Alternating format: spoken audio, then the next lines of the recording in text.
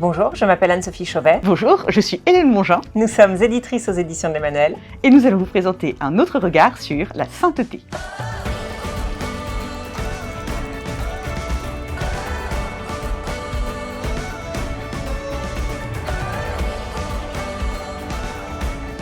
Je suis particulièrement pote en ce moment avec Saint-Antoine de Padoue qui retrouve toutes mes affaires. Moi c'est Sainte Jeanne d'Arc, je trouve qu'elle a une vie hyper inspirante. Il n'est pas encore saint, il n'est même pas encore bien heureux, mais c'est un modèle de sainteté pour moi, c'est John Bradburn, le vagabond de Dieu. Sainte Marguerite Marie, c'est une sainte qui me parle beaucoup, que j'ai trouvée très courageuse. J'aime pas mal le Saint Curé d'Ars, un grand bonhomme. Je pense que c'est Saint Tarcisius. Pauline Jaricot, elle a quand même un désir missionnaire. Saint François des Salles, Don Bosco. Saint Maximilien Kolbe, parce que je trouve que c'est vraiment un exemple de don de soi. Il y en a beaucoup, mais j'aime bien Saint Michel Archange, autrement la Sainte Vierge, bon, bien sûr, Saint Joseph. Thérèse d'Avila, Chat de Foucault, Marguerite Marie, enfin je ne sais pas trier. J'ai pour ma part découvert Louise de Marillac grâce au roman que j'ai édité d'elle. Et en fait, pour moi, ça a été une vraie découverte parce que j'ai compris qu'en fait, même en étant sainte, elle avait douté toute sa vie. Et toute sa vie, elle a cru qu'elle n'était pas à la hauteur. Et ça a vraiment rejoint une fibre sensible en moi parce que, en fait, du coup, un saint, c'est pas un super-héros. Et elle, toute sa vie, elle a dévoué sa vie à la charité, à l'amour des plus pauvres. Et malgré ça, en fait, elle pensait qu'elle ne méritait pas l'admiration que les gens lui portaient et qu'elle n'était pas à sa place à l'endroit où elle était. Alors moi, il y a une sainte que j'ai dans la peau, au sens propre, puisque vous voyez là un tatouage qui représente Thérèse de Lisieux, que j'ai découverte quand j'avais 15 ans. Je venais tout juste d'être convertie, et pour moi, Thérèse de Lisieux, une petite carmélite du fin fond du trou du monde du 19e siècle, je voyais pas en quoi ça pouvait me rejoindre. Or, cette femme a changé ma vie, c'est devenue ma meilleure amie.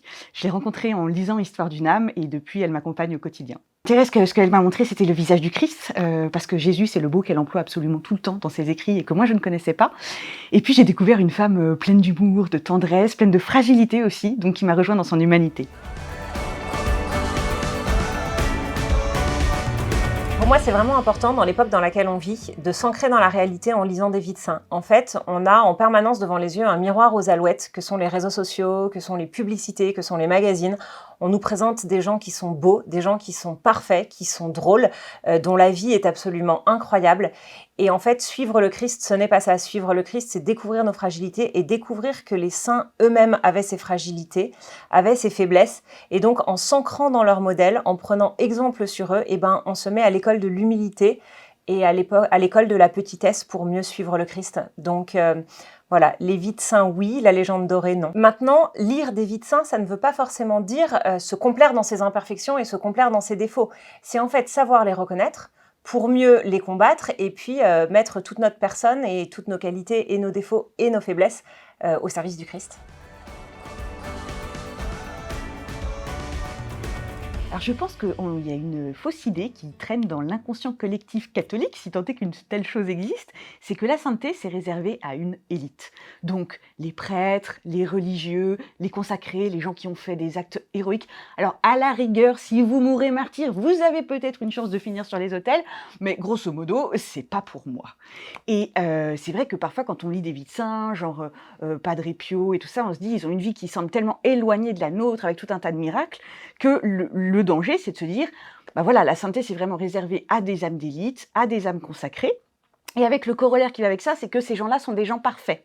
Vous voyez, donc on fait une belle statue pour eux sur les autels. Puis du coup, quand on rencontre des gens qui ont l'air saints dans la vie, on pense aussi qu'ils sont parfaits. Et je pense que, voilà, la culture des abus peut se baser aussi sur cette fausse idée. Donc ça, c'est vraiment l'idée à tuer. La sainteté n'est pas la perfection. Parce que sinon, personne ne serait saint. Et vous m'excuserez de parler encore de Thérèse de Lisieux, c'est un petit peu répétitif chez moi, mais c'est vraiment la découverte copernicienne de sa spiritualité, c'est celle-ci, c'est de se dire la sainteté pour monter au sommet de la montagne de l'amour, si on peut définir comme telle la sainteté, le rude escalier de la perfection, moi j'arrive même pas à monter la première marche. Je vous cite Thérèse là en gros. Non, moi j'ai besoin d'un ascenseur, c'est les bras de Jésus, c'est Jésus qui est notre sainteté. Et à partir de ce moment-là, c'est vraiment pour tout le monde. En fait, ce que je trouve chouette avec la sainteté, c'est qu'il y a autant de saints qu'il y a d'êtres humains. Et de même que si on prend un panel de personnes, pas un seul ne ressemblera à l'autre. Les saints, c'est la même chose, ils sont uniques. Et c'est ça qui est grandiose, c'est qu'en fait, quelle que soit la personne qu'on est, quel que soit notre caractère, quelle que soit notre histoire de vie, on trouvera forcément un saint qui nous parlera, à qui on pourra se confier et à qui on pourra confier nos intentions, parce qu'en fait, il y a autant de saints et de caractères différents de saints qu'il y a d'êtres humains, et c'est très beau, je trouve. Alors avec Anne-Sophie, souvent on a l'habitude de ne pas être d'accord, on s'aime même beaucoup pour ça. Et donc je vous dirais qu'en fait, non, il n'y a qu'une seule sainteté. C'est celle du Christ, un seul modèle, c'est le Christ. Et c'est vrai qu'ils ont quand même vaguement quelques points communs, quoi. En général, ils étaient tous assez charitables et ce genre de choses. Mais en vrai, tu as bien sûr complètement raison. Puisqu'on est chacun appelé à être une sainteté, on l'incarne d'une manière différente. On est dans une religion de l'incarnation, donc la sainteté n'est pas une idée qui se balade quelque part dans le ciel comme les idées platoniciennes. C'est vraiment, ce sont des visages, en fait, de sainteté. C'est ce visage extraordinaire de Mère Teresa, c'est ce visage de Padre Pio, c'est le visage de la Piotte Thérèse. Donc vous voyez, c'est vrai, il y a autant de sainteté que de saints. J'ai réussi à la convaincre. En fait, moi, j'avais à cœur de donner des beaux modèles à nos enfants. J'ai des enfants qui sont collégiens et lycéens et je trouvais qu'on manquait un peu de vie de saint à leur mettre entre les mains et de vie de saint qui soit emballante, justement parce qu'on leur parle de gens avec leurs faiblesses. Et donc, c'est comme ça qu'est née cette collection, avec cette volonté de faire des biographies romancées ou des romans biographiques, comme vous préférerez, autour de grands saints. Et après, je crois, une intuition qu'on a eue en équipe et qui, je crois, porte vraiment la collection, c'est que on ne passe pas commande de ces livres. On demande aux auteurs quel est le saint qui les touche le plus et de quelle personne ils ont envie de parler. Et donc, en fait, ils écrivent avec leur cœur et ils écrivent avec l'amour qu'ils ont pour ce saint. Et je crois que ça transparaît dans ces pages. Et c'est vrai que les deux critères qu'on a pour quand on les lance dans cette collection, c'est de leur dire qu'on aimerait que ce soit bien écrit pour que, comme tu dis, ce soit enthousiasmant, ce soit vraiment une belle histoire, pleine d'aventures, de rebondissements et d'émotions. Et puis, effectivement, que le saint ne soit pas présenté comme une légende dorée, pour que l'enfant puisse s'identifier à lui. Donc c'est vraiment notre point d'attention aussi très important. Et après, ce qui nous touche énormément, c'est qu'en fait, c'est une collection qu'on a pensée au départ comme une collection pour des collégiens. Et en fait, il y a énormément d'adultes qui viennent nous voir et qui nous disent « mais merci pour ces biographies, parce que je n'ai pas le courage de lire une biographie de 600 pages ou c'est trop compliqué pour moi ». Et avec cette collection, en fait, vous nous rendez ces vies de saints accessibles et du coup, c'est un beau fruit de cette collection que ce soit aussi des adultes qui découvrent la sainteté comme ça. Sachant qu'on pensait que voilà, pour les adultes, ils auraient peut-être une attente plus historique, puisque là, comme on vous le disait, c'était romancé. Mais en fait, tout est vrai. Parfois, il y a une espèce de mise en scène que fait l'auteur, justement autour d'une scène pour créer un dialogue ou quoi que ce soit. Mais vraiment, nos auteurs se renseignent énormément sur le saint. Souvent, ce sont les saints, comme tu disais, qu'ils connaissent, qu'ils prient.